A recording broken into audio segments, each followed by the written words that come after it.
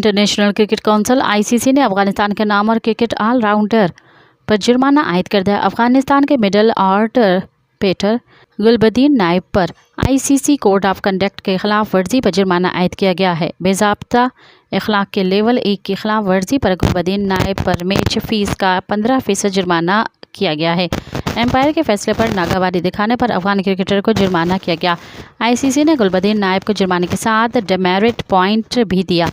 गुलबदीन नायब को जुर्माना जिम्बाब्वे के खिलाफ दूसरी T20 मैच में किया गया। मैच के 11वें ओवर में एम्पायर की जानिब से राशिद खान की गेंद पर LBW न देने पर गुलबदीन ने नामुनासिब हरकत की थी। मज़ीद ख़बरन ऐं तफ़सीलात लाइ विज़िट कयो असांजी वेबसाइट www.awamiNewsHD.com ऐं ॾिसंदा रहो अवामी न्यूज़ HD।